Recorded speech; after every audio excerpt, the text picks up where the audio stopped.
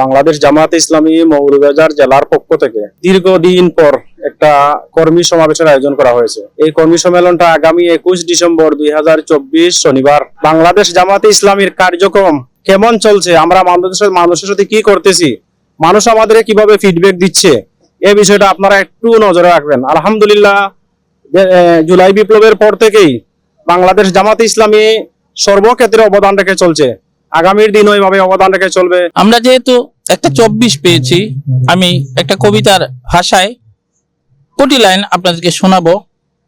আমরা হইছি এক অক্ষের ছায়াতলে, স্বাধীনতা আর কাড়া যাবে না। শত্রুরা সাবধানে খোলে রেখো চোখ কান, মরণের ভয় ভোলা যাবে না। সবুজ ঘাসের বুকে রক্ত জবার লালে লিখে দিয়ে গেছে ওরা স্বাধীনতা। সেই 24-এর প্রাপ্তি থেকে আমরা আজ এখানে এসে দাঁড়িয়েছি। আগামী একদিন পরেই 21শে ডিসেম্বরে আমাদের এখানে অনুষ্ঠিত হতে যাচ্ছে স্মরণকালের ইতিহাসের সেরা এক সম্মেলন।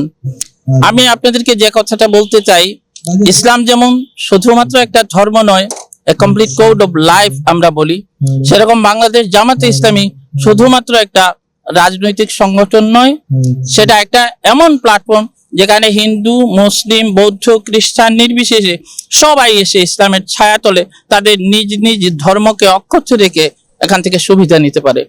আমরা সেই বিষয়টা সমস্ত দেশে ছড়িয়ে দিতে চাই এবং সবাইকে জানিয়ে দিতে চাই জামাতে ইসলামী ইসলামের কিচ্ছু না। আমরা সেটা বলবো এই কারণে যে অন্য ধর্মের লোকেরা যাতে এটা না ভাবে যে এখানে গেলে তো আমরা মুসলমান হয়ে যাব। না, আপনাকে এরকম কিচ্ছু হতে হবে না। আপনি আপনার ধর্মকে যার যার জায়গায় রেখে এখান থেকে আপনি দেশ ও জাতির জন্য কাজ করবেন। বাংলাদেশ স্বাধীনতার পর জামাত ইসলামীর কার্যক্রম ছিল, কিন্তু প্রকাশ্যে কার্যক্রম কোনো পরিবেশ ছিল না। আল্লাহর মেহেরবানিতে আগস্ট বিপ্লবের মাধ্যমে আমরা মুক্ত পরিবেশ ফিরে পেয়েছি।